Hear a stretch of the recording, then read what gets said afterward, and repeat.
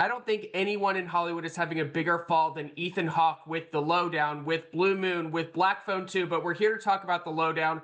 You look like you were having so much fun in this role. What was it like getting cast in this role and playing in this universe? Well, it was a blast. I've been friends with Sterling Harjo, who created Reservation Dogs for a long time, and for the handful of people that saw that show, it was so funny and so special, and uh, just getting to inhabit Sterling's Tulsa. He grew up there. He knows that city. He knows these people, and the character is endlessly fascinating. I mean, he's just a hot mess. He calls himself a true historian, and he hell bent to tell the truth, but he lies all the time. And so I don't know. I found him absolutely wonderful to play. You were in that Reservation Dogs. You had a one episode role, which was so good. I loved Reservation Dogs, all three seasons of it.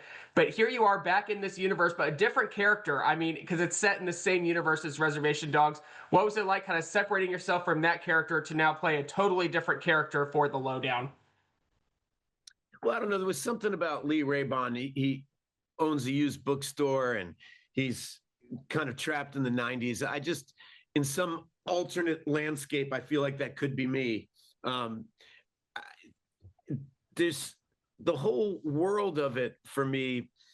There's something about the genre of noirs too, like Chinatown and The Long Goodbye. These movies I grew up loving, The Big Lebowski, um, the crime noir comedy is kind of thrilling to me. It's endlessly fun, and Sterling keeps providing me with these amazing characters to interact with.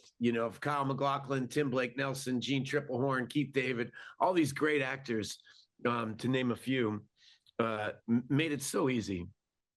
Peter Dinklage also, I mean, that episode is Oh yeah. so funny. I mean, what was it like filming those scenes with him? Because it's a full long episode with your two characters at the forefront. What was that episode like filming?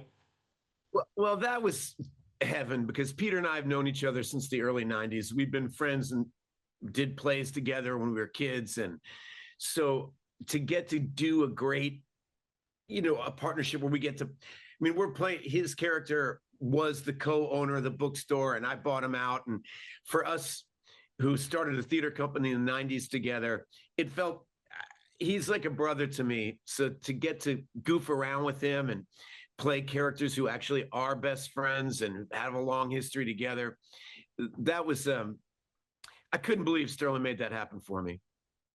Works so well with their characters, and we're leading up to this finale. There's a huge cliffhanger at the end of the seventh episode leading into the eighth episode. What can you kind of preview for audiences about season one finale of The Lowdown? I can just tell you it's my favorite episode. I couldn't believe it. My wife is a producer on the show too, and we sat and Sterling sent us the cut of the eighth episode, and I just couldn't believe we landed the ship, or he landed the ship. I really can't wait for audiences to see it. It's definitely my favorite episode of the whole series. I cannot wait to see it. And it's one of the best reviewed shows of the year, not just this fall. 98% on Rotten Tomatoes. Audiences have to be watching this show. What is it like to get that critical reception from critics and then audiences alike who are watching it, loving it too? You can't believe it. You work just as hard on the pieces that don't work.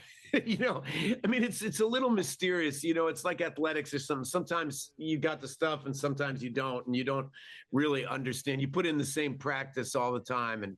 And with a show as unique as this one, the fact that it's working for people is thrilling to all of us involved. There are plans for a second season, third season, future seasons. What's in the works for The Lowdown? It really depends if people watch it, right? We all love working together. This universe we live in is driven by numbers, right? So if people enjoy the show, we'll get to do it again, and if they don't, we won't. I want to tell you, I went and saw Blue Moon yesterday in theaters. Your performance is absolutely astounding. It seems like I'm watching a play on screen. Just the dialogue is so incredible. What was it like filming that movie? Because you have so many words that you're just spouting out, and his character, you're so committed to that role. Well, the thing that I did Blue Moon and The Lowdown in the same year, and they were two of the most disparate parts I've ever played. One, Lee feels a lot like me, and like Larry Hart feels like a world away. But to get to do both these incredibly rich, dynamic characters in 1 year is probably my favorite year of acting I've ever had. I love to hear that. And then the Black Phone too. I mean, that is, critics are still loving this movie. Audiences are still going to the theater. It's going to be big again this Halloween weekend. What is this year like? You said your favorite year in acting. I mean, Black Phone 2. Can you tell us a little bit about filming that, returning for the sequel? I don't know. I always just imagine I have 4 kids, and they often have Friday or Saturday night slumber parties with, like, 8 kids in the basement of our house watching it. They want to see a scary movie, and I just try to give them a good one, you know. Certainly a good one. It's a great sequel, but The Lowdown on FX. The finale is coming up. You can stream it on Hulu also. Ethan, thank you so much for your time. Thanks for having me.